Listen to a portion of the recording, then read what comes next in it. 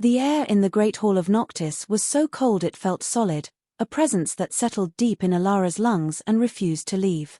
It smelled of ancient stone, of dust that had danced in moonbeams for 1,000 years, and of something else, something metallic and faintly sweet, like frost on a winter rose. Her own world, the sun-drenched kingdom of Aurelia, had smelled of salt air and baked earth and citrus blossoms. Here, the very atmosphere was a negation of everything she had ever known. 6 days she had been in this fortress carved from the heart of a mountain, and in 6 days, she had not once felt warm. Her wedding gown was a masterpiece of Aurelian silk, spun with threads of captured sunlight, but it offered no protection against the eternal twilight of this realm.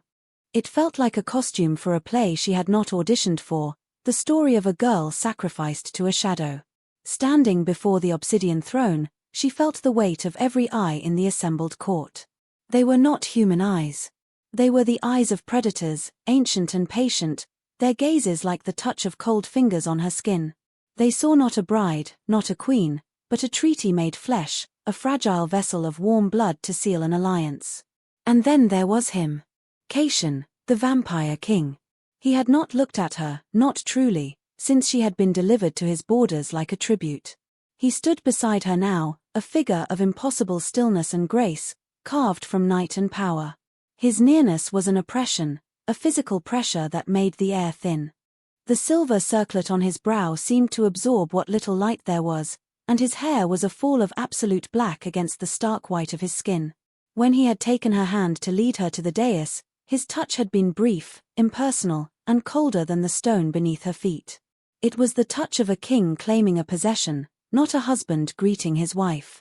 The high priest, a vampire so old his skin was like translucent parchment stretched over bone, droned on in a language that felt like stones grinding together.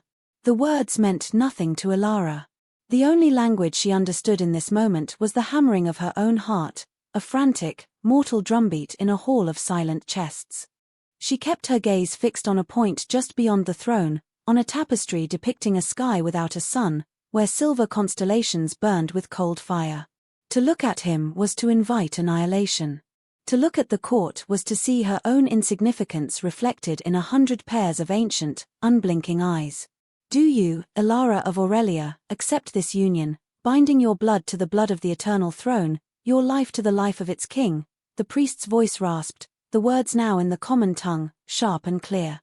Her throat was tight, a knot of fear and unshed tears. This was the culmination of her life, to be a bridge between the sun and the shadow, a promise of peace her people desperately needed. Her father's face, etched with worry and resignation, flashed in her mind. For our people, he had said, his voice heavy. For peace. She forced the word from her lips. I do. It was a whisper, a thread of sound swallowed by the vast, vaulted emptiness of the hall. The priest turned his desiccated head toward the king. And do you, Caitian, Lord of Noctis, Master of the Eternal Throne, accept this union, binding the blood of the sun to your own, her life to your eternal reign? Caitian did not hesitate. His voice was not loud, but it filled the space completely, a low, resonant sound that vibrated through the floor and up into Alara's bones. I do. There was no warmth in it, no emotion at all. It was the sound of a decree being issued, a transaction being finalized. He turned his head then, and for the first time, his eyes met hers fully. They were the color of twilight, a deep, bruised violet that held no light within them. And in their depths, she saw it. Not malice, not cruelty, but something far more chilling, a profound and absolute indifference. He was looking at her, but he was not seeing a person. He was seeing a symbol, a clause in a treaty, an object. The sight of her, in her sun-spun dress, seemed to bore him. He lifted her hand. His fingers were long and cool, their strength effortless as they closed around hers. He brought it not to his lips, but merely held it before him, his thumb brushing over her knuckles with the dispassionate curiosity of a scholar examining a specimen. Then he let it drop. The gesture was a dismissal. It said, "This is done. You are mine. You are nothing." A wave of dizziness washed over her. The cold of the hall deepened, seeping into her marrow. This was not a marriage. It was an acquisition. And in the cold, violet eyes of her new husband, she saw her future stretching out before her, an eternity of being owned but never seen, of being present but never known. The silence that followed the vows was heavier than any sound, a final, suffocating blanket laid over her old life. The king turned away from her, facing his court, and the moment was over. She was his queen, and she had never been more alone. The days that followed bled into one another, a seamless tapestry of grey dawns and black nights. Ilara was given chambers that were opulent in their gloom, furnished with dark, heavy woods and velvets the colour of dried blood. A vast, arched window looked out not upon a sky, but upon the cavernous heart of the mountain, where phosphorescent fungi cast an eerie, blue-green glow on forests of crystalline rock. It was beautiful, in a stark and lifeless way. It was a tomb.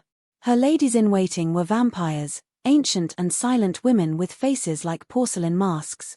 They moved without a sound, their gestures economical and precise. They dressed her, brushed her hair, and laid out meals she could barely bring herself to eat, all in a silence that was both deferential and deeply unnerving.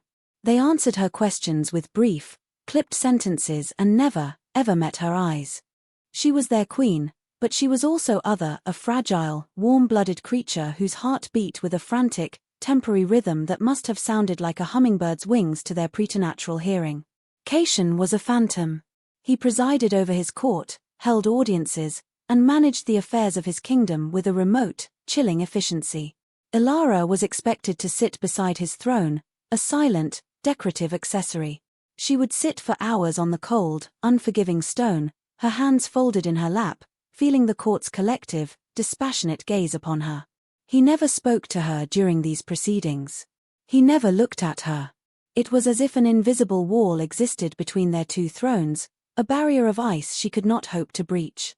Once, desperate for a flicker of connection, she had tried to speak to him as they walked the silent colonnades back to their separate wings of the castle. "The tapestries in the West Gallery," she began, her voice sounding unnaturally loud in the quiet, "they are magnificent. I have never seen such artistry." He did not slow his pace. "They depict the unmooring of the first clans," he said, his eyes fixed forward. "A necessary war. It seems so sorrowful," she ventured, thinking of the woven images of fire and loss. A beat of silence. "Sorrow is a mortal luxury, Your Majesty. We prefer victory. Your Majesty." He called her by her title, a title he had bestowed, as if she were a stranger, a foreign dignitary. The cold formality was more cutting than any insult. He was reminding her of her place. She was a political figurehead, not a person, and certainly not his wife. The conversation, if it could be called that, was over. He inclined his head in a gesture of dismissal and swept into his own chambers, the heavy oak door closing behind him with a sound of utter finality. She began to study him from her silent post at his side. She watched the way his long fingers rested on the arm of his throne, perfectly still for hours. She watched the subtle shift of his shoulders when a petitioner displeased him, the almost imperceptible narrowing of his violet eyes. He was a creature of immense control, his power held in a state of constant, perfect equilibrium. He was not cruel in the way of petty tyrants, he was not prone to fits of rage or capricious violence. His cruelty was colder, more profound. It was the cruelty of absolute detachment. On the 10th day of her marriage, she decided to make one last attempt. She had brought a few small treasures from Aurelia, packed away in a carved wooden chest. From it, she took a small, smooth piece of sea glass, worn into a perfect teardrop shape by a century of ocean tides. It was a pale, soft blue, the color of the sky at her home just after sunrise. It was a simple thing, worthless, but it was a piece of her. She found him in the royal library, a cavernous space where the air smelled of aging paper and leather. He was standing before a vast map of the known world, his back to her. She hesitated in the doorway, her heart a frantic bird against her ribs. "My lord," she said softly. He turned, his expression unreadable. "Your Majesty." She stepped forward, her hands trembling slightly as she held out the small piece of glass on her palm. I brought this for you. From my home. The sea polishes them on our shores. I thought you might like to see a piece of the sunlit world." Her voice faltered at the end. It sounded so foolish, so naive. He looked down at her offering.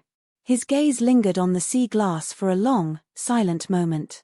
She held her breath, a fragile bud of hope unfurling in her chest. Perhaps this small, simple thing could bridge the chasm between them. He reached out, and for a heart-stopping second, she thought he would take it. Instead, his fingers brushed past her hand to gesture at the map on the wall. "Your sunlit world," he said, his voice flat, "is now a vassal state, secured by this union. Its value has been calculated. I have no need for its trinkets." The hope in her chest withered and died. He had not even looked at her face.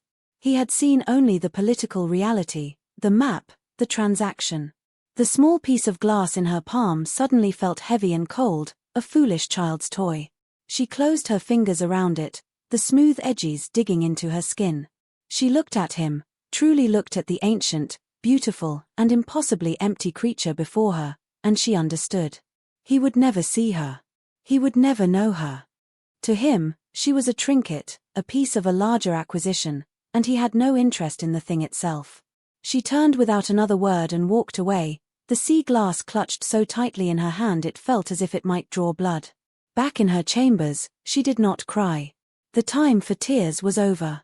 The cold of this place had finally seeped into her bones, and in the chill, a new and unfamiliar feeling was taking root, not despair, but resolve. A hard, sharp, crystalline resolve. He had acquired a queen, but he had misjudged the acquisition. She was not a trinket to be set on a shelf and forgotten. She was Ilara of Aurelia. And she would not be owned. For the next 3 weeks, Ilara became a ghost in the castle of Noctis. She performed her duties as queen with a placid, unreadable expression. She sat by Caitian's side at court, a portrait of serene obedience. She ate the food laid before her, walked the cold halls, and retired to her chambers without complaint.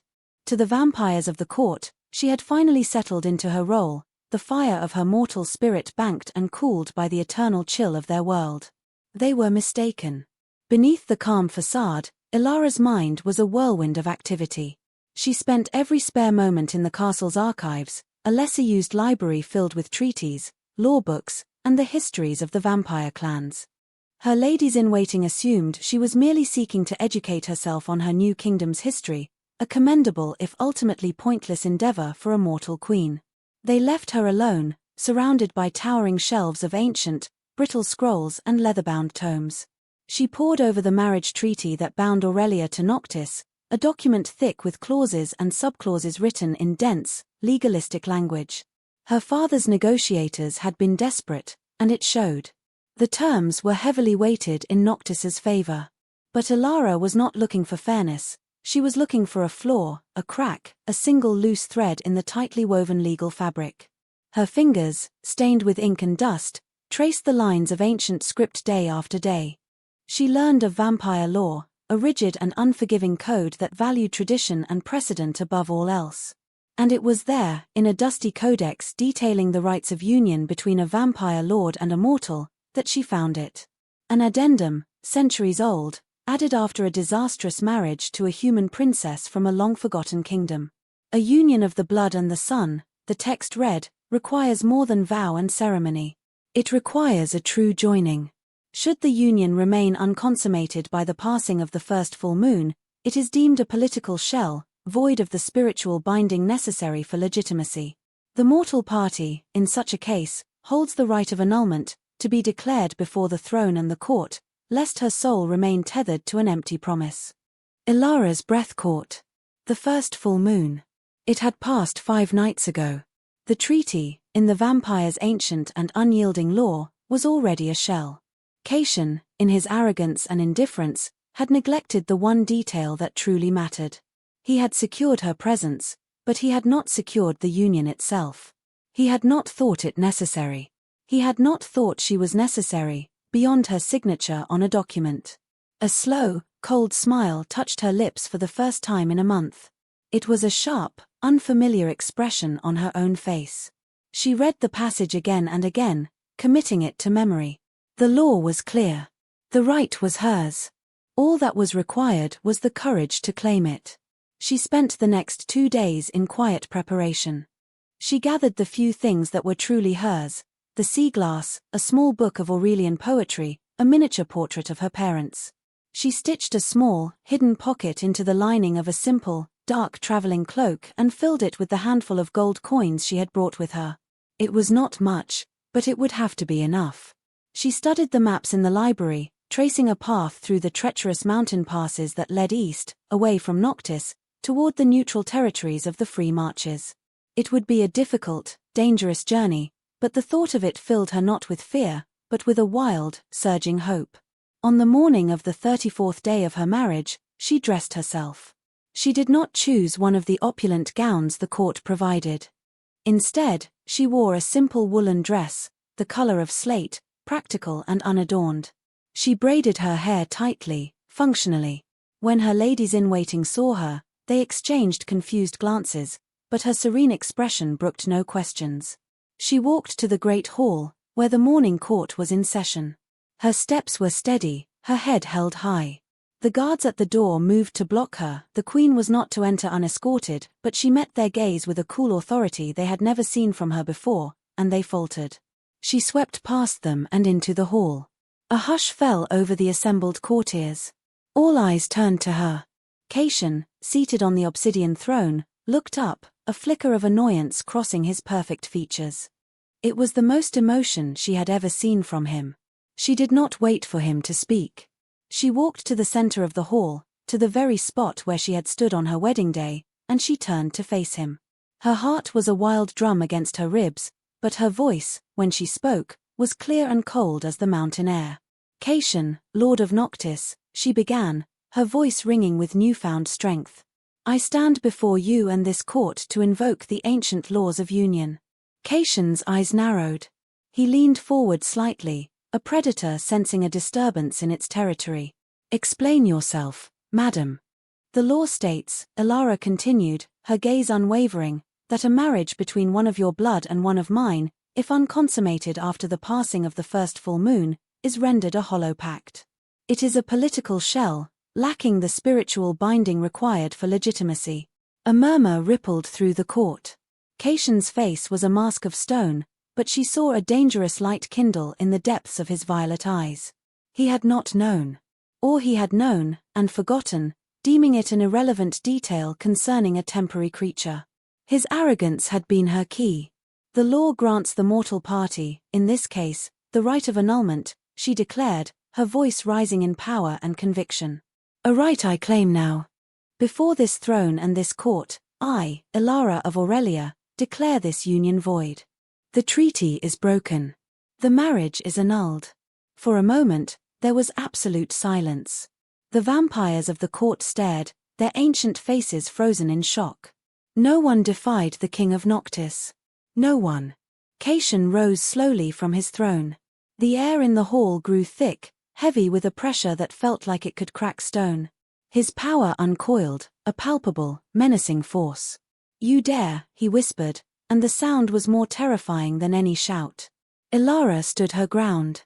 She met his furious gaze without flinching. For the first time, he was truly seeing her, and what he saw was not a docile bride, but an adversary. I dare what the law permits, she said calmly. I am no longer your queen. I am a free citizen of Aurelia, and I wish to return to my home. He took a step down from the dais. You belong to me. The treaty. The treaty is void because its central condition was not met. She cut him off, a reckless courage surging through her. You were so certain of your power, you neglected your duty. You acquired a bride, but you failed to make a wife. The failure is yours, Lord Caitian. The freedom is mine. With that, she turned her back on him, on the throne, on the court, on the entire kingdom of shadows. She walked, her back straight, toward the great doors of the hall. Every step was an act of will, expecting at any moment to feel his cold grip on her shoulder, to be struck down by his wrath. But nothing came. The court was frozen in disbelief. The king, for the first time in centuries, was stunned into inaction. She reached the doors. The guards, their faces a mixture of fear and awe, did not move to stop her. She pushed the heavy doors open and stepped out into the cold, grey corridor. She did not run. She walked, with measured steps, away from the great hall, her heart singing a wild, terrifying, and triumphant song of freedom. The castle was a labyrinth of stone and shadow, but Ilara had spent her weeks of captivity well. She had not just been reading lore, she had been learning the castle's rhythms, its passages, the shift changes of the guards. She moved now with a quiet purpose that belied the frantic beating of her heart. She kept to the servant corridors and forgotten stairwells, a small, grey shadow in the belly of the beast. The travelling cloak she had hidden was retrieved from beneath her mattress, its dark wool a welcome anonymity. She pulled the hood low over her face, shrouding her human features, her sun-touched hair. Every sound was magnified, every flicker of a torch a potential discovery. The scrape of her boots on the stone, the whisper of her cloak against the wall, the ragged sound of her own breath all seemed impossibly loud in the tomb-like silence. She imagined Caitian's rage, the order for her capture echoing through the halls. She imagined the guards, their swift, silent movements, their ancient eyes searching the shadows for her. Fear was a cold knot in her stomach, but determination was a fire in her blood. The image of his face, the shock, the fury, the dawning comprehension fueled her steps. She had torn a hole in his perfect, orderly world, and the thrill of it was a heady wine. She made her way to the lower levels, toward the kitchens and the service entrance that led to the refuse tunnels. It was a foul, undignified route, but she knew it would be the last place they would expect a former queen, to go. The air grew thick with the smell of waste and rot, but it was the smell of escape. She found the iron grate she had noted days before, a loose hinge her only hope. With trembling fingers, she worked the rusty pin free. It groaned in protest, a sound that made her freeze, her ears straining against the silence. But no alarm was raised. She squeezed through the narrow opening and into the darkness of the tunnels. The tunnel was slick with damp and filth, and the darkness was absolute. She fumbled for the small tinderbox and candle she had secreted away, her hands clumsy with cold and adrenaline. The small flame flickered to life, casting a tiny, wavering pool of light that pushed back the oppressive blackness. The tunnel stretched before her, a gaping maw leading out of the mountain. It was her only way out. The journey through the mountain was a nightmare. The air was frigid and foul, the ground uneven and treacherous. Rats skittered in the darkness just beyond her light. Twice, she had to douse her candle and press herself into a crevice as the sound of armored boots echoed from passages far above, the sounds of a search beginning in earnest. She waited, her body rigid, until the sounds faded, her heart hammering against her ribs so violently she was sure they could hear it. Hours crawled by. Her legs ached, her lungs burned from the cold, foul air, but she pushed onward, driven by the memory of Caitian's indifferent eyes. That indifference had been her cage, and she would crawl through hell itself to be free of it. Finally, after what felt like an eternity, she saw it, a faint, grey luminescence ahead. The end of the tunnel. She emerged, blinking, into the pre-dawn gloom of the valley floor. The air was sharp and clean, smelling of pine and cold rock, and it was the sweetest scent she had ever known. She was out. She was out of the mountain, out of the fortress of Noctis. She looked back at the towering peak, a black fang against the bruised purple of the sky, and a shiver of terror and triumph ran through her. But she was not safe yet. She was still in his kingdom, a vast, sparsely populated land of dark forests and jagged hills, all patrolled by his loyal subjects. She had to cross the border into the free marches before he could truly find her.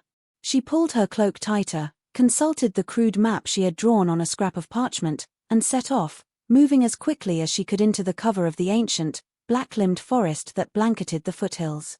The sun never truly rose here. The sky merely lightened from black to a perpetual, bruised twilight, the weak light filtered through a permanent canopy of grey clouds. The forest was an eerie, silent place, the trees ancient and gnarled, their branches heavy with moss. The ground was a soft carpet of pine needles that muffled her footsteps. For 2 days, she traveled, eating the stale bread and dried fruit she had stuffed in her pockets, drinking from icy mountain streams. She slept in short, fitful bursts, hidden in hollow logs or beneath rocky overhangs, waking at the slightest sound, the snap of a twig, the cry of a night bird. On the 3rd day, she reached the edge of his domain. The border was marked by a series of grim, iron watchtowers and a swift, dark river that carved a deep gorge through the landscape. The bridge was heavily guarded. Crossing there was impossible. She followed the river downstream for miles, searching for another way. She found it in a place where the gorge narrowed, and a massive, fallen pine tree formed a precarious, natural bridge across the chasm. It was terrifying. The log was slick with moss and dew, and the river roared 100 feet below, a torrent of black water and white foam. But on the other side lay freedom. Taking a deep breath, Ilara started across. She didn't dare look down, focusing only on her footing, one slow, careful step at a time. The wind howled through the gorge, trying to tear her from her perch. Halfway across, she heard it, the baying of hounds. A deep, chilling sound that echoed off the canyon walls. They were close. Panic seized her. Her foot slipped. She cried out, flailing, her arms pinwheeling as she fought for balance. For a heart-stopping moment, she teetered on the brink, the roar of the river filling her ears. Then her boots found purchase again. Galvanized by fear, she scrambled the rest of the way across, collapsing onto the rocky ground of the far side, her body shaking, her lungs heaving. She looked back. On the other side of the gorge, dark figures on horseback had emerged from the trees. Even from this distance, she could feel their cold, predatory attention fixed on her. They could not cross here. For now, she was safe. She had done it. She pushed herself to her feet and, without a backward glance, plunged into the forests of the free marches. She was exhausted, terrified, and utterly alone, but a fierce, exhilarating joy coursed through her. Every aching muscle, every ragged breath, was a testament to her victory. She was free. In the great hall of Noctis, the silence was a living thing. It was absolute, heavier than stone, broken only by the sound of a single piece of sea glass shattering against the far wall. Caitian stood where Ilara had left him, his hands clenched into fists at his sides, the knuckles white. The shard of blue glass, a thing of sun and sea, lay in pieces on the dark stone floor, a symbol of his colossal failure. His court remained frozen, their immortal faces a gallery of shock and disbelief. They waited for his command, for the rage that would shake the mountain to its foundations. For centuries, his will had been law, his word, gospel. To be defied was an alien concept. To be defied by her, the little mortal queen, the fragile piece of a political bargain, was an impossibility that had just occurred. He turned slowly, his violet eyes sweeping over the assembled vampires. There was no shouting, no explosive rage. There was only a cold, lethal pressure that emanated from him, making the very air crackle. "Find her," he said, his voice dangerously soft. "Bring her back." The command broke the spell. Guards and courtiers bowed and melted away into the shadows, their movements swift and silent, eager to obey, to restore the order she had shattered. Within minutes, the hall was empty, save for him. He walked to the window, the same one she had so often looked out of, and stared into the phosphorescent gloom of the mountain's heart. "You were so certain of your power, you neglected your duty." Her words echoed in the cavernous silence of his mind. They were true. He had seen her as a contract, not a person. Her presence was all the treaty required, and he had assumed her compliance was part of the bargain. He had not considered her will, her thoughts, her soul. He had not considered her at all. This feeling, it was unfamiliar. It was not just the sting of wounded pride, though that was certainly present, a hot, sharp thing beneath his ribs. It was something else. A hollowness. The castle, which had been his sanctuary and his fortress for 1,000 years, suddenly felt empty. Her absence was a presence. He found himself remembering the faint, warm scent of her skin, the sound of her soft human footsteps in the corridors, the way the light from the glowing fungi caught in her sun-colored hair. Details he had registered but never acknowledged, never valued. He had been king for so long. He had forgotten what it was to deal with a creature that could not be commanded, that operated on a different axis of logic and emotion. He understood power, loyalty, fear, and ambition. He did not understand why she would risk death for a principle, why she would prefer a dangerous freedom to a safe, gilded cage. He did not understand why her rejection of that cage felt like a personal condemnation. Days passed. His trackers were the best in the world, his guards relentless. They followed her trail to the border, to the gorge with the fallen tree. And there, they lost her. She had vanished into the sprawling, ungoverned lands of the Free Marches, a place where his authority meant nothing. His patrols returned empty-handed, their reports filled with frustration. She was gone. The hollowness in his chest deepened. The court settled back into its ancient rhythms, but something had irrevocably changed. The balance of power had been disturbed. A mortal had defied the eternal king and had, for now, won. The whispers in the shadows were constant. One evening, a week after her escape, he found himself standing before the door to her chambers. He had not been inside since she had arrived. On impulse, he pushed the door open. The room was cold and neat, stripped of her presence by the servants. But something remained. A faint scent of dried flowers and parchment. He walked to her dressing table. A single book of poetry lay there, left behind in her haste. He picked it up. It was worn, the cover soft from frequent handling. He opened it to a random page. The words were about the sea, about the endless patience of the waves and the freedom of the horizon. He closed the book, his fingers tracing the worn leather. This was a part of her world, a world he had dismissed as a trick. He had held the sun in his hands and had been so blinded by its political value that he had failed to feel its warmth. A decision formed in the cold stillness of his mind. This was not a matter for his guards or his trackers. This was not a matter of state, not anymore. It was personal. He needed to understand. He needed to find her, not to drag her back as a prisoner, but to stand before her and ask the question that burned in the silent spaces of his soul. Why? He would not send an army. He would not send his court. He would go himself. The thought was unprecedented, reckless. A king did not simply abandon his throne to chase a runaway bride across foreign lands. But he was more than a king. He was an ancient, powerful creature who had just been shown a piece of the world he did not understand, and his pride, his curiosity, his something else, something he refused to name, demanded that he pursue it. He returned to his own chambers and stripped off his regal attire. He dressed in the simple, dark leathers of a traveler.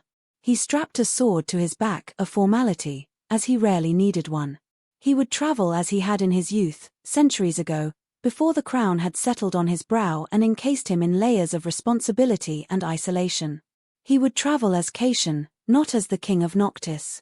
He left the castle by a secret passage, melting into the twilight without a word to his court. The hunt was on. But this time, the prey was not a political asset to be reclaimed. It was a mystery to be solved. And the hunter was as lost as the hunted. The town of Silver Creek was nestled in a quiet valley in the easternmost part of the Free Marches, a place of green fields and a slow-moving river that glittered in the afternoon sun. It was a world away from the oppressive grandeur of Noctis. Here, the air smelled of damp earth, baking bread, and wood smoke. The light was soft and golden, the sounds were of laughter from the tavern, the clang of a blacksmith's hammer, and the lowing of cattle. For Elara, it was paradise. She had traveled for 3 weeks, selling the last of her gold coins for passage on a merchant's cart, keeping her head down and her story simple. She was Ellen, a scribe's assistant from the south whose master had passed away, seeking new employment. Her story was vague enough to be plausible and sad enough to discourage further questions. In Silver Creek, she found work with the town's apothecary, a kind, elderly woman named Lyra whose hands were gnarled with arthritis but whose mind was sharp as a needle. Elara's days fell into a simple, soothing rhythm. She would wake with the sun, its warm rays a welcome balm on her skin. She would help Lyra grind herbs, roll pills, and bottle tinctures.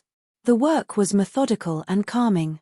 She learned the names of plants, witch hazel and comfrey, yarrow and lungwort. Her hands, once soft and useless, grew calloused and capable. In the evenings, she would read by candlelight in the small room above the shop that Lyra had given her, the book of Aurelian poetry, her only link to her past. For the first time in her life, she felt a sense of ownership over her own existence. She was not Princess Elara, a political pawn.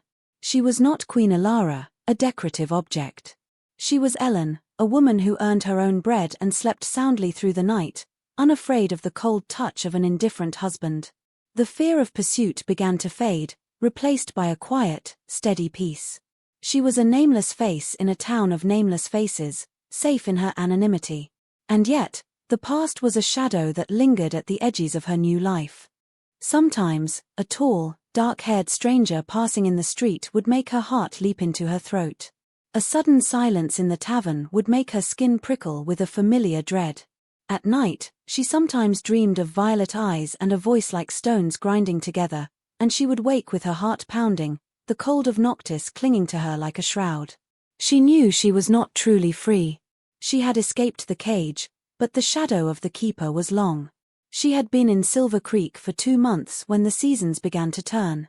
The golden light of late summer was giving way to the crisp, cooler air of autumn. One evening, she was returning from gathering herbs in the woods, a basket on her arm, the setting sun casting long shadows across the path. She felt a sudden chill, a drop in the air temperature that had nothing to do with the coming evening. The birds in the trees fell silent. The woods, usually alive with the hum of insects and the rustle of small animals, became unnaturally still. A primal fear, cold and sharp, pierced through her newfound peace. She knew that silence. It was the silence of a predator's presence, the absolute stillness that fell when the master of the food chain was near. She quickened her pace, her boots scattering fallen leaves. The path ahead was empty, but she could feel it. A presence. She was being watched. She broke into a run, her basket forgotten, its contents spilling onto the path. She burst from the woods and into the open fields that bordered the town, her lungs burning. She didn't look back. She ran for the warm, welcoming lights of Silver Creek as if running for her life. She reached the edge of town, her breath coming in ragged gasps, and risked a glance over her shoulder. The edge of the forest was dark and empty. There was nothing there. She stumbled back to the apothecary shop, her body trembling. Lyra took one look at her pale face and clucking, sat her down with a cup of hot chamomile tea. "Just a fright, dear," the old woman said kindly. "A trick of the light. The woods play games when the sun goes down." Ilara nodded, but she knew it wasn't a trick of the light. The feeling had been too specific, too familiar. The peace she had so carefully constructed was a fragile thing, and the first tremor had just shaken its foundations. He was looking for her. Maybe he hadn't found her yet, but his hunt had disturbed the world around her. The shadow was closing in. Caitian moved through the world of mortals like a ghost. He was a creature of twilight in a land of sun, and he found it garish, loud, and overwhelmingly alive. The scents were a chaotic assault on his senses: food cooking, animals, sweat, wood smoke, blooming flowers, all tangled together in a way that was both vibrant and unpleasant. The people were a constant source of irritation. They bustled and shouted, their emotions worn on their sleeves, their lives burning with a brief, frantic intensity that he found exhausting to behold. He traveled east, following the faintest whispers of a rumor. A noblewoman traveling alone. A beautiful stranger with hair the color of summer wheat. He followed a trail of false leads and dead ends, his patience, a thing he normally possessed in infinite measure, wearing thin. The mortal world was vast and chaotic, a haystack in which he was searching for one very specific, very clever needle. His appearance drew stares. Even in simple traveler's leathers, he could not hide what he was. His stillness, his pallor, the unnatural grace of his movements, they marked him as other. People gave him a wide berth, their fear a palpable scent in the air. It was an old, familiar feeling, but for the first time, it frustrated him. Fear was a barrier. It prevented him from getting the information he needed. He had to learn to soften his edges, to move in a way that was less predatory, to speak in a tone that was less commanding. It was like learning a foreign language, and he was a clumsy student. He learned to listen. He would sit in the corner of a noisy tavern, nursing a single cup of wine for hours, and simply absorb the flow of conversation around him. He learned about crop prices and local gossip, about marriages and feuds and festivals. It was a tapestry of small, insignificant lives, and yet, it was the world she had fled to. To find her, he had to understand it. He finally picked up her trail in a dusty little town on the border of the marches. A merchant recalled giving a ride to a quiet, sad-eyed young woman who paid with a gold coin from a kingdom he didn't recognize. He had dropped her at a crossroads, and she had headed east. The trail led him, finally, to the valley of Silver Creek. He stood on a ridge overlooking the town as dusk fell, the place a small pool of warm light in the darkening landscape. It was a peaceful, insignificant little town. It was exactly the kind of place she would choose. He did not enter the town immediately. He spent a day observing it from the cover of the woods, his senses attuned to the rhythm of the place. He watched the people come and go, his violet eyes scanning every face. And then, he saw her. She was walking out of the woods, a basket on her arm. Her hair was braided simply, and she wore a plain, homespun dress. She was no longer a princess or a queen. She was just a woman. And she was smiling, a small, quiet smile of contentment as she examined an herb in her hand. He had never seen her smile before. The sight of it struck him with an unexpected force. It was like a punch to the gut. This was what she had wanted. This simple, sunlit peace. This was what he had denied her, what his world could never offer. In that moment, he understood that dragging her back to Noctis would be an act of supreme cruelty. It would be destroying this small, fragile happiness she had built for herself. He watched her, his body perfectly still. As she started back toward the town, he let a fraction of his presence be known, a subtle drop in the temperature, a sudden silencing of the woods. It was a test. Her reaction was immediate. The smile vanished. Her head snapped up. Fear, sharp and familiar, radiated from her. She dropped her basket and ran. He did not follow. He watched her flee, his expression unreadable. He had found her.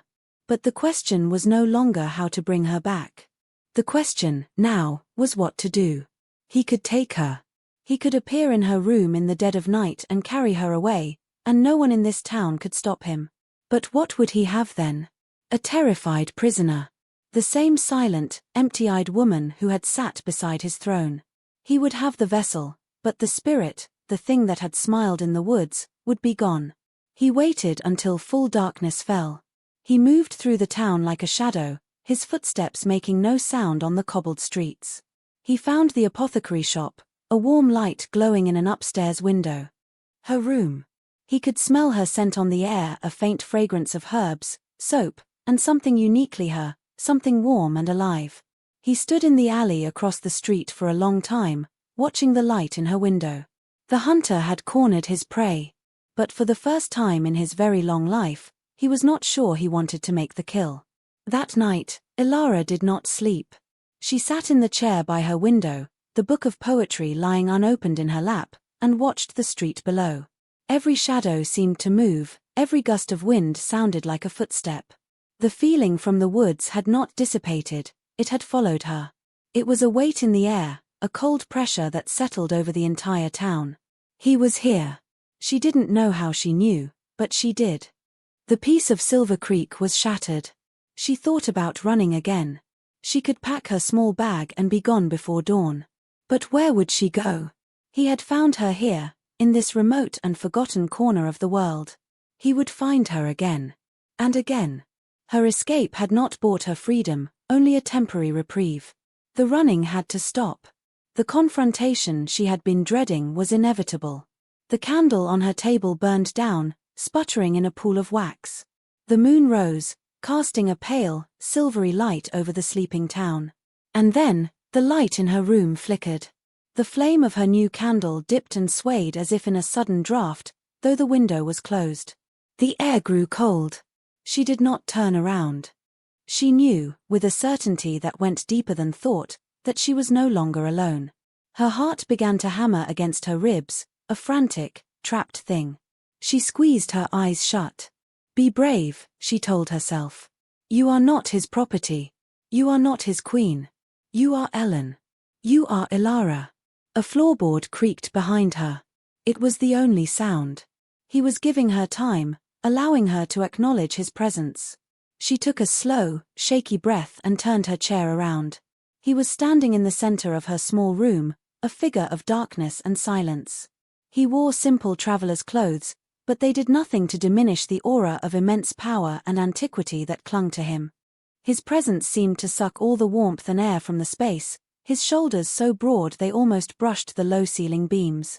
The moonlight from the window caught in his black hair and illuminated the stark, pale beauty of his face. His violet eyes were fixed on her, and their expression was not one of rage or triumph. It was something she had never seen before, uncertainty. For a long moment, neither of them spoke. The silence was a battlefield, charged with 1,000 unspoken things. Her terror was a physical thing, a cold weight in her stomach, but beneath it, the resolve that had carried her out of Noctis began to harden once more. She would not scream. She would not cower. "What do you want?" she asked, her voice a little unsteady, but clear. He seemed to consider the question, as if he did not know the answer himself. He took a step closer, and she flinched, pressing herself back into her chair. He stopped immediately. The sight of her fear seemed to cause him a flicker of something. Pain. Regret. "I did not come to harm you," he said. His voice was the same low, resonant sound she remembered, but it lacked its usual edge of command. "Then why are you here?" she pressed, her courage growing. "To drag me back to my cage. I will not go." The cage, he repeated the word softly, tasting it. He looked around her humble room, the narrow bed, the small table with its books and drying herbs, the simple dress hanging on a peg. "You prefer this? This is my life," she said fiercely. "It is not a cage. It is a choice. Something you never gave me." He was silent again, his gaze intense. He seemed to be truly looking at her, seeing the capable woman in the simple dress, not the decorative princess in a silk gown. "Why?" he asked, and the single word was imbued with a genuine, aching curiosity. It was the question he had crossed kingdoms to ask. "Why did you leave?" The question, so simple and so direct, broke through her fear. It was the question he should have asked weeks ago, months ago. It was the question that proved he had never understood anything at all. A bubble of frustrated, incredulous laughter escaped her lips. "Why?" she repeated, her voice rising. "You truly do not know? I left because I was invisible. I left because I was a ghost in my own life. I sat beside you for a month, and you never once saw me. You saw a treaty. You saw a political convenience. You saw a warm-blooded pet to adorn your throne room. Did you ever once wonder what my thoughts were? What my hopes were? Did you even know the color of my eyes?" He did not answer, but the flicker in his own violet eyes told her everything. He did not know. "I left," she said, her voice dropping to a low, intense whisper, all her pain and humiliation pouring out, "because you placed a crown on my head but treated me as less than your lowest servant. At least them you acknowledged. Me, you simply ignored. I was nothing. A piece of furniture. And I would rather live in a hovel and be a person than in a palace and be a thing." She was breathing heavily, her chest tight with the force of her confession. She had finally said it. She had thrown the truth at him like a stone, and now she waited for the impact. He did not get angry. He did not defend himself. He simply stood there, absorbing her words, his beautiful face a mask of dawning, painful comprehension. He looked, for the first time, not like a king, not like a predator, but like a man who had just been handed a map to a country he never knew existed and was discovering that he was utterly, hopelessly lost. "I see," he said, and the words were quiet, heavy with a weight of centuries of solitude. And in that moment, the dynamic between them shifted irrevocably. He was the one who had come seeking something. He was the one who was vulnerable. And she, the runaway bride in her tiny, rented room, was the one with all the power. He did not leave. Ilara had expected him to vanish with the dawn, to return to his kingdom of shadows, but he remained. He did not stay in her room, of course. He found lodging at the town's only inn, taking the finest suite under an assumed name, Lord Cation becoming Master Kaz. The story he gave the innkeeper was that he was a scholar, researching the region's folklore. It was a thin disguise. No one in Silver Creek was fooled. They knew he was there for Ellen, the quiet girl at the apothecary, but no one knew why, and his dangerous aura kept their questions at bay. His presence changed the town. A subtle tension settled over the valley. People whispered. They looked at Ilara with a new mixture of fear and curiosity. She tried to continue her life as before, But it was impossible. The shadow she had been running from now walked the same streets she did. He was clumsy. It was the only word for it. He was a king trying to learn how to be a man, and he was failing spectacularly. He tried to speak to her. He would appear at the apothecary shop, a dark, incongruous figure among the bundled herbs and glass bottles, and attempt conversation. He would ask her about the plants, his questions stilted and academic. She would answer in curt, professional tones, refusing to meet his eyes, all too aware of Lyra watching them from the back room with a worried frown. One day, he brought her a gift. He presented her with a heavy velvet pouch. Inside was a cascade of perfect, flawless diamonds. They glittered in the afternoon sun, a king's ransom. A gift, he said, as if this explained everything. For your trouble. Ilara stared at the jewels, then up at his face. She saw no malice there, only a profound, almost tragic lack of understanding. She pushed the pouch back into his hand. I don't want your money, she said, her voice tight. You think you can buy my forgiveness? You think this is about wealth? He looked genuinely confused. It is what I have to offer. It is a measure of my regret. No, she said, shaking her head. It's a measure of how little you still understand. I don't want jewels. I wanted a conversation. I wanted you to ask me my name. I wanted you to look at me. She turned and went back to her work, leaving him standing there, holding a fortune in his hand like a fool's offering. He did not give up. He began to watch her, not with the eyes of a predator, but with the focused intensity of a student. He watched her talk with the village children, a gentle smile on her face. He watched her help Lyra, her hands now deft and sure as she ground herbs. He watched her read her book by the river, her expression lost and far away. He was studying the creature he had so carelessly dismissed, trying to piece together the puzzle of her. A week after his arrival, Ilara was walking by the river when a group of local youths, their courage bolstered by ale from the tavern, decided to confront her. They had grown tired of the stranger in their town and his unsettling interest in her. They cornered her, their faces sullen and suspicious. What's he to you, witch? One of them sneered. Did you summon him here with your potions? Ilara backed away, her heart starting to pound. Leave me alone. I've done nothing to you. You've brought a shadow on this town, another accused, stepping closer. We want you both gone. He reached out to grab her arm. Before his fingers could touch her, a blur of motion intervened. Cation was suddenly there, appearing as if from the very air between them. He had not run, he had simply arrived. He stood between Ilara and the youths, his back to her. He did not draw his sword. He did not even look at them. He simply stood there, his power rolling off him in palpable, suffocating waves. The air grew cold, the sunlight seemed to dim. The youths froze, their drunken bravado evaporating in the face of this silent, terrifying presence. They were staring into the eyes of a creature far older and more dangerous than anything in their worst nightmares. After a moment of paralyzed terror, they broke and ran, scrambling over each other to get away. Cation remained where he was for a long moment, the power slowly receding from him. Then, he turned to her. His face was grim. Are you all right? She nodded, her throat too tight to speak. He had protected her. But it was the way he had done it, not with violence, but with pure, controlled presence. And he had asked if she was all right. He had shown concern. It was a small thing, but it was more than he had ever shown her in Noctis.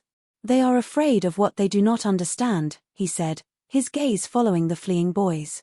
He looked back at her, and his violet eyes were filled with a strange, weary sadness. As, it seems, was I. It was the closest he had come to an apology.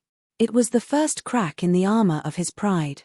She looked at him, really looked at him, and saw not the terrifying king of Noctis, but a lonely, ancient being, trapped by his own power, fumbling his way toward a connection he desperately needed but had no idea how to build. Thank you, she whispered. He simply inclined his head, a gesture that was still regal but no longer dismissive. They stood in silence by the river as the sun began to set, no longer king and runaway, but two people from different worlds, caught in a fragile, uncertain truce. The negotiation had begun, not with words, but with a silent admission of failure and a quiet act of protection. The incident by the river marked a subtle shift. The truce held, fragile as a spider's web in morning dew. Cation ceased his clumsy attempts at conversation and gifts. Instead, he began to speak to her of himself. He would find her in the quiet moments of the evening, when she sat on the small bench behind the apothecary shop, and he would simply talk. He spoke of his own past, not as a king reciting his history, but as a man recounting his life. He told her of his childhood, centuries ago, in a world before the great vampire schisms, a world where his kind lived more openly, if not always peacefully, with mortals. He spoke of the endless parade of years, of watching friends and allies and enemies wither and die while he remained unchanged. He spoke of the isolation of the throne, the weight of immortality, the slow erosion of feeling until all that remained was duty and control. "We do not feel as you do," he explained one evening, his voice low, his gaze fixed on the rising moon. "Our emotions are geological. They move slowly, over centuries. Joy is a vein of gold one might find once in a millennium. Rage is a volcano, dormant for ages, then catastrophic. But mostly there is only stillness. A great, cold calm. When you arrived, you were a flicker.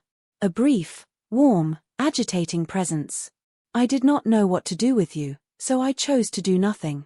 I chose stillness." Ilara listened, rapt. For the first time, she was beginning to understand the creature behind the crown. He was not cruel by design, he was cruel by nature, by the very fabric of his being. He was a glacier, and she was a mayfly, and he had simply not known how to perceive something so fleeting and vibrant. In return, she found herself speaking of her own life. She told him of the sea in Aurelia, of the feeling of the sun on her skin, of her love for books and her dream of being a scholar. She spoke of her fear on their wedding day, her loneliness in his castle, the crushing weight of his indifference. She laid her heart bare, not as an accusation, but as a simple statement of fact. "This is who I was. This is what you did to me." He listened without interruption, his face a study in concentration.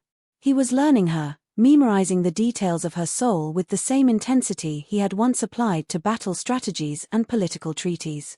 One afternoon, Lyra sent Ilara to the high meadows to gather a rare mountain flower that only bloomed for a few weeks in the autumn. As she was making her way up the steep, rocky trail, the weather turned with shocking speed. The sky, clear moments before, became a mass of roiling grey clouds. A cold wind whipped through the pines, and a sudden, torrential rain began to fall. The path became a slick, muddy stream. She lost her footing on a patch of wet moss and tumbled down a short, steep embankment, her ankle twisting painfully beneath her. She cried out, a sharp gasp of pain. She tried to stand, but a searing agony shot up her leg. She was stranded, miles from the town, with a storm raging around her and a useless ankle. The cold was already seeping into her, and she knew that if she stayed here, exposed to the elements, she would not survive the night. Just as a true, chilling despair began to set in, he was there. He appeared through the driving rain like an apparition, his dark clothes soaked, his black hair plastered to his forehead. He had followed her, a silent, unseen guardian. He knelt beside her, his violet eyes filled with an emotion she could finally recognize: worry. "You are hurt." "My ankle," she gasped, shivering. "I think it's broken." Without a word, he examined it, his touch surprisingly gentle. His long, cool fingers probed the swelling flesh with an expert's precision. "It is not broken," he said, his voice calm and reassuring. "But badly sprained. You cannot walk on it." Before she could protest, he scooped her up into his arms. He lifted her as if she weighed nothing, holding her securely against his chest. Her first instinct was to struggle, to recoil from the intimate contact with this powerful, dangerous creature. But the cold was biting, and the pain was immense, and his arms, for all their inhuman strength, were steady and safe. His body was cool, even through his wet clothes, but it shielded her from the wind and the worst of the rain. She found herself relaxing against him, her head resting on his shoulder. She could feel the unnatural stillness of his chest, the absence of a heartbeat, a silent reminder of the vast gulf between them. And yet, she had never felt so protected. He carried her down the mountain, moving with an effortless, fluid grace over the treacherous terrain. He did not speak. The only sounds were the howling of the wind and the drumming of the rain. She closed her eyes, overwhelmed by pain, cold, and a confusing swirl of emotions. He did not take her back to the town. Instead, he carried her to a small, abandoned hunter's cabin he must have found during his explorations. Inside, it was dry and sheltered. He laid her gently on a dusty cot and, with terrifying speed and efficiency, built a fire in the hearth. Within minutes, a small, cheerful blaze was pushing back the gloom and the chill. He tended to her ankle, binding it tightly with strips of cloth torn from his own shirt. His movements were sure and practiced. "I was a soldier, once," he said quietly, answering her unasked question. "Long before I was a king. I know how to mend what is broken." He sat with her through the long hours of the storm, keeping the fire fed, making sure she stayed warm. As the night wore on, her shivering subsided, and a fragile warmth began to steal through her. The pain in her ankle dulled to a throb. They did not talk much. They simply shared the small space, the silence between them no longer a battlefield, but a space of quiet contemplation. At one point, she looked at him, his face illuminated by the flickering firelight. The harsh planes of his face were softened, the shadows in his eyes deeper. He looked ancient and weary and profoundly alone. "Why are you doing this?" she asked softly. "Why are you being so kind?" He turned his head and looked at her. The firelight danced in his violet eyes. "Because," he said, his voice barely a whisper, "I am trying to learn how to be worthy of a second glance." It was the most honest, most vulnerable thing he had ever said. It was a confession, an apology, and a plea, all in one. And it shattered the last of her defenses. In the warm, flickering light of the fire, surrounded by the storm, Ilara looked at the vampire king and saw, for the very first time, the man.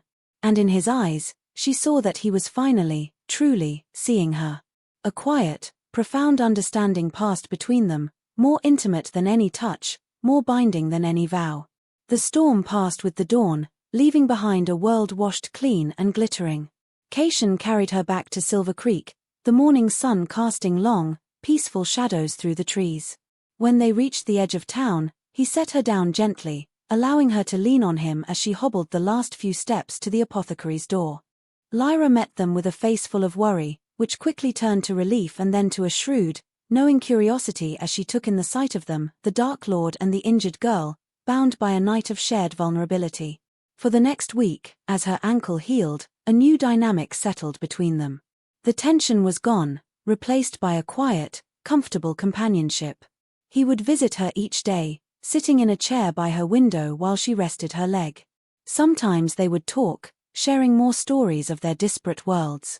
Other times, they would sit in a companionable silence, reading their respective books.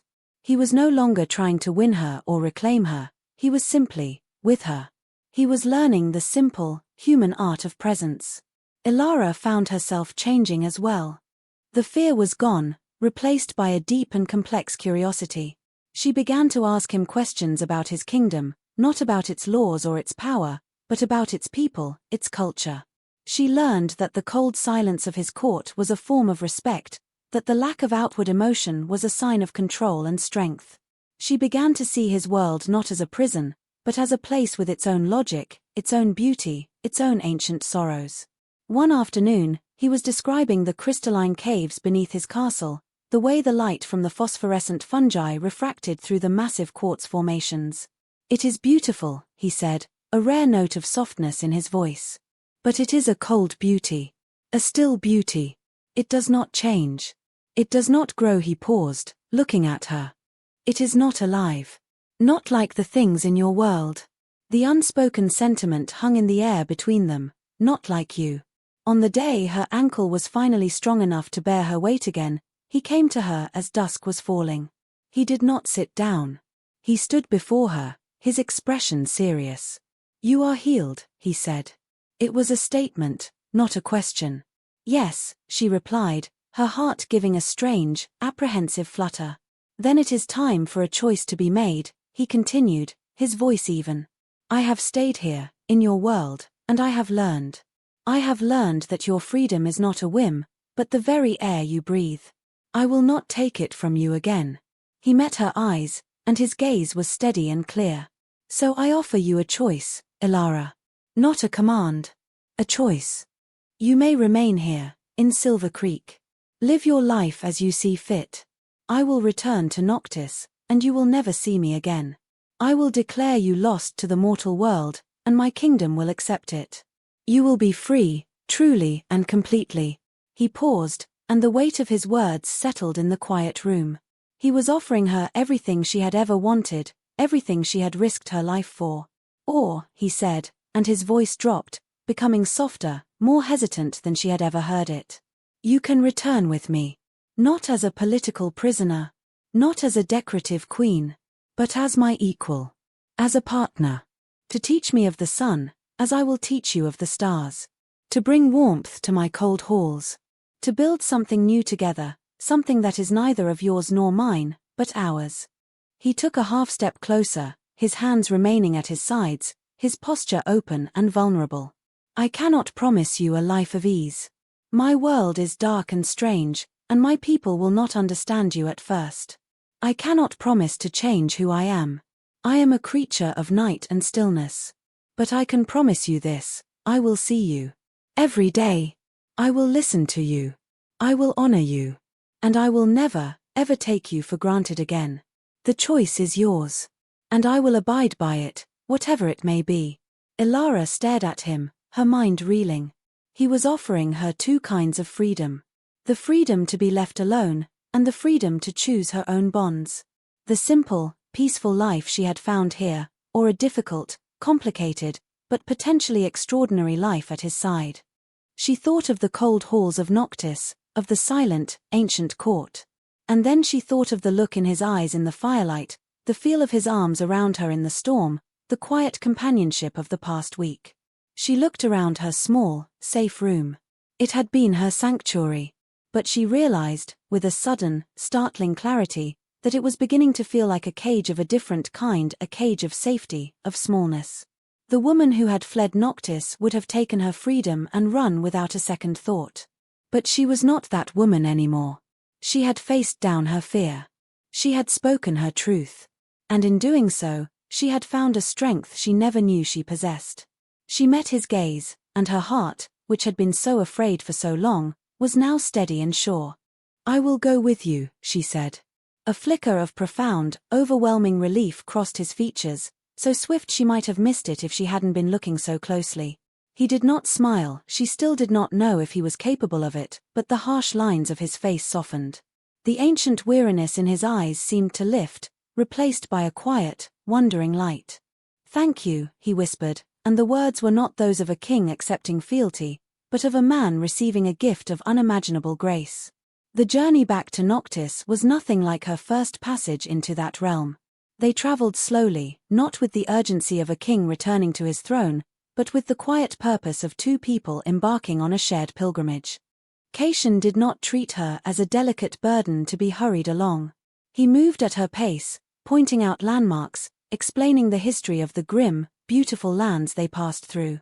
He taught her the names of the pale, night-blooming flowers that grew in the shadowed valleys and the constellations that burned in the twilight sky. The world that had once seemed so alien and menacing began to reveal its secrets to her, its own stark and solemn beauty.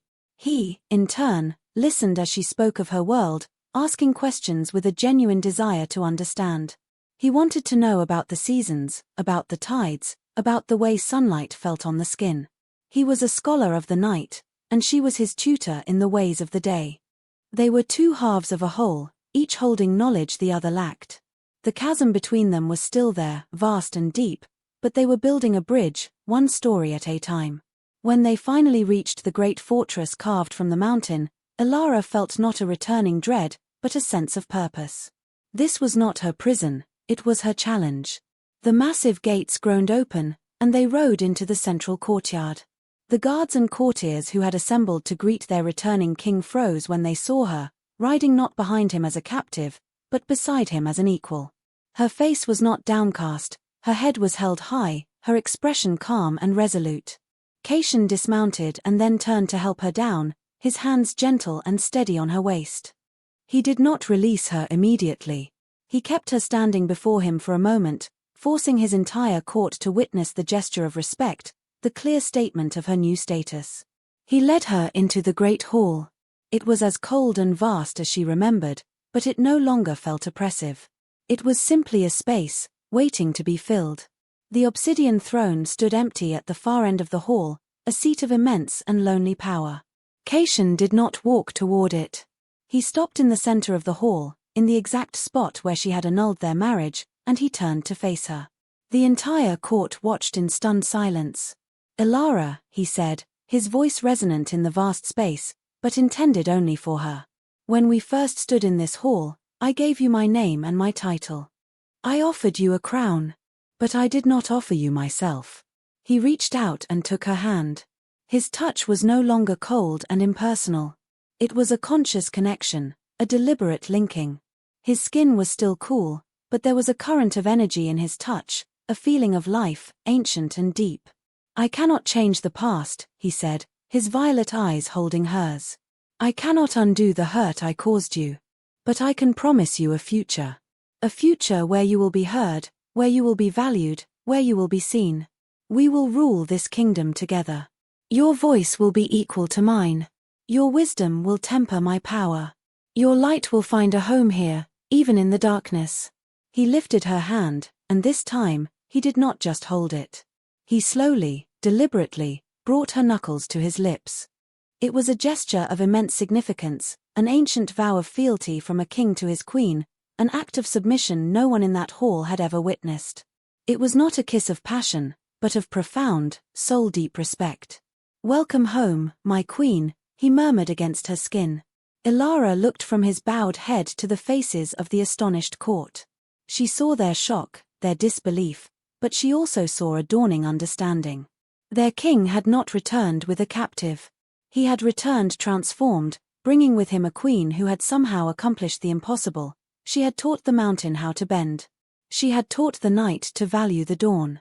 A small, genuine smile touched her lips. She met his eyes as he straightened up, and in their twilight depths, she saw the reflection of her own light, no longer a flickering candle in the darkness, but a steady, burning flame. The future would be difficult. It would be a constant negotiation between two vastly different worlds. But as his hand tightened around hers, she knew, with absolute certainty, that it would be a future they would build together. Their story was not over. It had just begun.